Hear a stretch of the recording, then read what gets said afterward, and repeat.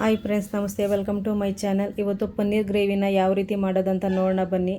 ಅದಕ್ಕಿಂತ ಮುಂಚೆ ನಮ್ಮ ಚಾನಲ್ಗೆ ಹೊಸಬ್ರಾಗಿದ್ದರೆ ಪ್ಲೀಸ್ ಸಬ್ಸ್ಕ್ರೈಬ್ ಮಾಡ್ಕೊಂಡು ನೋಡಿ. ಇದು ಆರೋಗ್ಯಕ್ಕೆ ತುಂಬಾ ಒಳ್ಳೆಯದು. ಇದು ನಮ್ಮನೇಲಿ ವಾರಕ್ಕೆ 2 ಸಲನಾದರೂ ಮಾಡ್ತೀವಿ.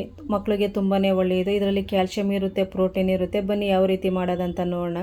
ಮೊದಲಿಗೆ ಸ್ಟವ್ ಆನ್ ಮಾಡಿಕೊಂಡು ಒಂದು ಪಾತ್ರೆ ಇಟ್ಕೊಂಡಿದ್ದೀನಿ. ಅದಕ್ಕೆ 3 ರಿಂದ 4 ಟೇಬಲ್ ಸ್ಪೂನ್ ಎಣ್ಣೆ ಹಾಕ್ಕೋತಾ ಇದ್ದೀನಿ.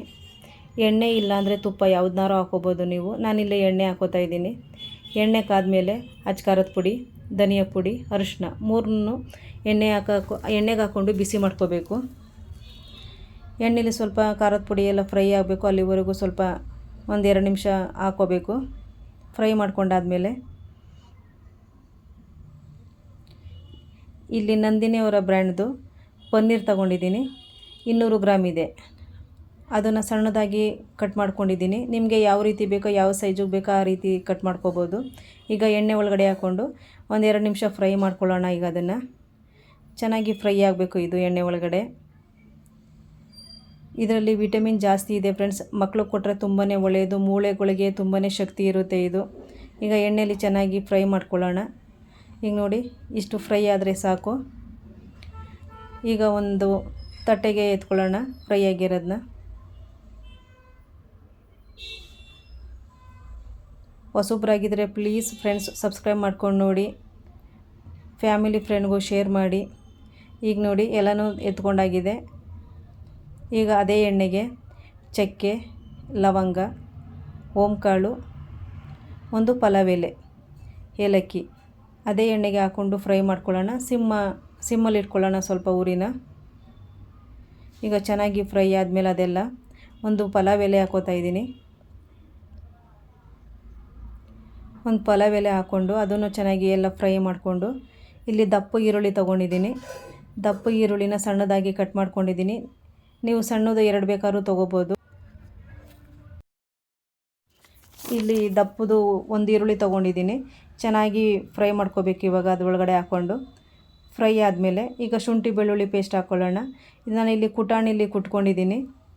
ಶುಂಠಿ ಬೆಳ್ಳುಳ್ಳಿ ಪೇಸ್ಟು 1 ಟೇಬಲ್ ಸ್ಪೂನು ಶುಂಠಿ ಬೆಳ್ಳುಳ್ಳಿ ಪೇಸ್ಟ್ ಹಾಕ್ಕೊಂಡು ಈರುಳ್ಳಿ ಕಲರ್ ಚೇಂಜ್ ಆಗೋವರೆಗೂ ಹುರ್ಕೋಬೇಕು.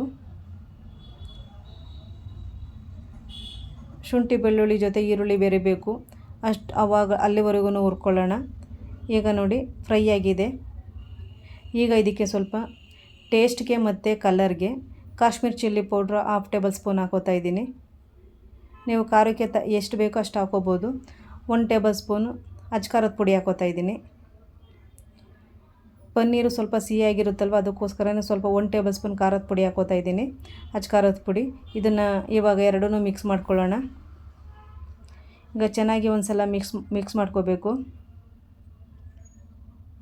ನೋಡಿ ಈ ರೀತಿ.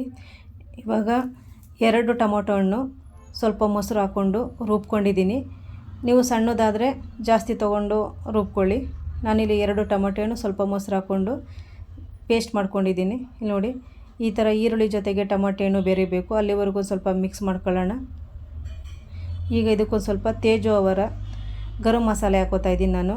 ಒಬ್ಬೊಬ್ಬರು ಮನೆಯಲ್ಲೇ ಮಾಡ್ಕೊಂಡಿರ್ತಾರೆ, ಅದನ್ನು ಬೇಕಾದರೂ ಹಾಕೋಬೋದು. ನಾನಿಲ್ಲಿ ತೇಜು ಅವ್ರ ಬ್ರ್ಯಾಂಡ್ ಹಾಕ್ತಾ ಇದ್ದೀನಿ ಗರಂ ಮಸಾಲೆನ. ಇವಾಗ ನೋಡಿ ಇಷ್ಟು ಗಟ್ಟಿ ಇದೆ. ಈಗ ಲಿಡ್ ಕ್ಲೋಸ್ ಮಾಡಿಬಿಟ್ಟು 1-2 ನಿಮಿಷ ಕುಕ್ ಮಾಡ್ಕೊಳ್ಳೋಣ. ಈಗ ನೋಡಿ ಸ್ವಲ್ಪ ರುಚಿಗೆ ತಕ್ಕಷ್ಟು ಉಪ್ಪು ಹಾಕೋತಾ ಇದ್ದೀನಿ. ಮುಂಚೆ ಉಪ್ಪು ಹಾಕ್ಕೊಂಡಿರಲಿಲ್ಲ. ಈಗ ರುಚಿಗೆ ತಕ್ಕಷ್ಟು ಉಪ್ಪು ಹಾಕ್ಕೊಂಡು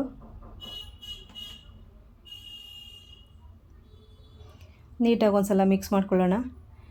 ಟೊಮಟೊ ಹಣ್ಣಲ್ಲಿ ಹಸಿ ಸ್ಮೆಲ್ಲೆಲ್ಲ ಹೋಗಿ ಎಣ್ಣೆ ಬಿಡಬೇಕು. ಅಲ್ಲಿವರೆಗೂ ಕುಕ್ ಮಾಡ್ಕೋಬೇಕು. ಊರಿನ ಸಿಮ್ಮಲ್ಲೇ ಇಟ್ಕೋಬೇಕು. ಲಿಡ್ಡ ಕ್ಲೋಸ್ ಮಾಡೋಣ. ಈಗ ನೋಡಿ ಟೊಮಟೊ ಹಣ್ಣಲ್ಲಿ ಎಣ್ಣೆ ಅಂಶ ಎಲ್ಲ ಬಿಟ್ಟಿದೆ. ಇವಾಗ ಸ್ವಲ್ಪ ಗಟ್ಟಿ ಅನಿಸಿದೆ ನನಗೆ. ಸ್ವಲ್ಪ ನೀರು ಹಾಕೋತಾ ಇದ್ದೀನಿ. ನಾನು ಇದನ್ನು ಪರೋಟಗೆ ಮಾಡ್ತಾ ಇರೋದ್ರಿಂದ ಸ್ವಲ್ಪ ಗಟ್ಟಿಗೆ ಇರಬೇಕು. ನಿಮಗೆ ಯಾವ ಹದದಲ್ಲಿ ಬೇಕೋ ಆ ಹದಕ್ಕೆ ಹಾಕೋಬೋದು ನೀವು. ನೋಡಿ ಒಂದು ಸಲ ಮಿಕ್ಸ್ ಮಾಡ್ಕೊಳ್ಳೋಣ. ಇವಾಗ ಆವಾಗಲೇ ಫ್ರೈ ಮಾಡ್ಕೊಂಡಿರೋಂಥ ಪನ್ನೀರನ್ನ ಹಾಕೋತಾ ಇದ್ದೀನಿ.